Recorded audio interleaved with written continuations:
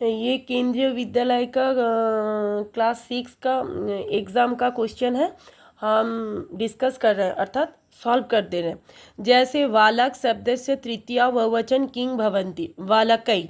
वाली का शब्द से सप्तमी बहुवचन वालिकासु। हम बार बार बोले थे कि सप्तमी अगर हो तो बहुवचन हो तो सु लगता है और षष्ठी हो तो नाम लगता है।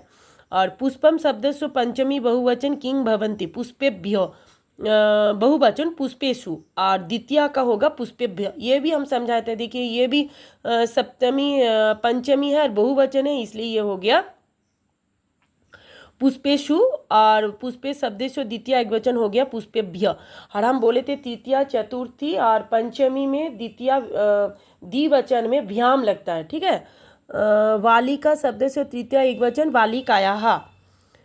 ये सब कर दिए। उसके बाद बोले कि पट धातु लट लकार, लट लकार अर्थात वर्तमान काल। ये भी एक छक है। ती ता अंति सी था था मी आवा आमह, इसलिए ये क्या उत्तम पुरुष के बहुवचन। तो बहुवचन में क्या होता है? ती ता अंति सी था था मी आवा आमह, इसलिए ये हो गया महा, पठा महा। ये भी हो गया क्री धातु लट लकार उत्तम पुरुष के बहुवचन, ये हो गया कुर्मः। उसके बाद क्या है? क्री धातु लट लकार बहुवचन, बहुवचन में होता है अंति। हम जानते हैं कि तीता अंति, इसलिए ये हो गया कुर्वंती।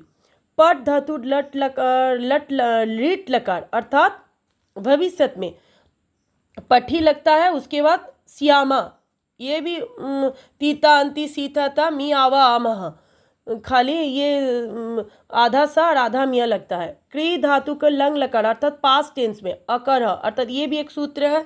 जैसे त तम न अर्थात आगे बैठ जाता है, उसके बाद जो शब्द है वो बैठेगा, उसके बाद विसर्ग तामता।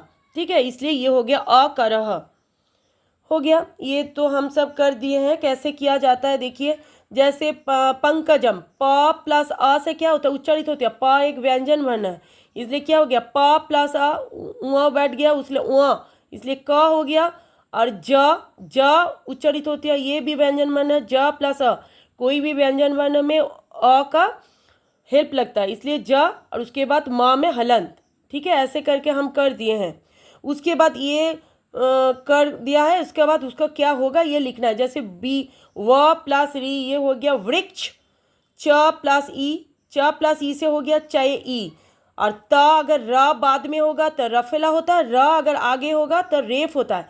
ये हमको मालूम होना चाहिए। त अगर बाद में हो तो रफेला, और त अगर आगे होगा, अगर तय रे आगे होता र तो तय रेफ होता। ठीक है। ये भी देखिए स प्लस र स रफला म और विसर्ग, और ये हो गया संतः, आधा ना आधा था। ठीक है। उसके बाद क्या है? उसके बाद है ये कृपा, उसके बाद प्रेम। उसके बाद ये जो सूत्र दिया हुआ है इसका अर्थ क्या है उसका बोलना होगा। ये हो गया कि अ अर्थात हम पहले ही बोले थे कि व्यंजन वर्ण अ का सहयोग लगता है। जैसे क ख ग घ च लास्ट में एक अ का प्रोनाउंसिएशन होता है अर्थात उच्चारित होता है, इसलिए ये क वर्ग होता है। ये इसलिए इसका लिखना होगा क्या? अ कमा क वर्ग अर्थात क ख ग घ उ, ये हो गया इसका सूत्र। तालब्य वर्ण कौन सा है? इसका लिखना होगा कुत्र भवति वर्ण से कृते सूत्रं किम भवति, तालब्य वर्ण हो गया। तालब्य वर्ण कौन सा, ये लिखना होगा। ठीक है, तालब्य वर्ण च छ ज झ य। उसके बाद री भी ट वर्ग में होता है, पहले लिखना होगा री टू सानंग मूर्धा। तो री वर्ण कौन? ट ठ ड ढ मूर्धा ना, और ट वर्ग, ये ट वर्ग में वर्ग लिखना होगा, और वर्ग में क्या क्या है ये लिखना होगा। उसके बाद क्या है? ये होगा कि ली तू सानंग दंता, ये दंत वर्ण है, इसलिए ली अर्थात तू अर्थात त थ द ध न अर्थात दंत वर्ण। अनुनासिक स्पर्श व्यंजन संख्या कितनी? 25। उसके बाद अंतस्थ व्यंजन य ल व, और ऊष्म व्यंजन तीनों प्रकार के स और ह, तालव स मूर्धन स दंत स ह, और अंतस्थ व्यंजन हो गया य ल व हो गया। उसके बाद ये एक एग्जाम्पल दिया हुआ है, प्रश्न करना होगा। जैसे दिया हुआ है स कह स गजा, एक हाथी अर्थात एलिफेंट है, तो स क गजा क्या है? पुलिंग है, विसर्ग अ की मात्रा लगने से ये होता है पुलिंग, इसलिए ये हो गया स क। ये एग्जाम्पल दिया हुआ है, इसी के अनुसार इसको बैठाना होगा। जैसे स बालकः, तो स का माने से के, से एकजन बालक, सा अर्थात स्त्रीलिंग, सा लता, इसलिए ये हो गया सा काहा, से के। सा नदी, बड़ी की मात्रा है इसलिए ये हो गया स्त्रीलिंग, सा काहा। फलम, फलम एक नपुंसकलिंग है इसलिए हो गया किम, किम क्योंकि क, कौ, का, ये हो गया पुलिंग, पुलिंग स्त्रीलिंग और नपुंसकलिंग का किम के कानी, तो किम एक वचन में है फलम इसलिए ये हो गया किम। ये भी हम कर दिए पैसेज। पैसेज में हुआ वृक्ष पदपा च कुत्र संति, पेड़ और पौधे कहाँ पर है, उद्याने पर है। उद्याने का सन्ने सन्ने मतलब धीरे धीरे, बगीचा में धीरे धीरे क्या बहती है ना, धीरे धीरे पवन अर्थात हवा।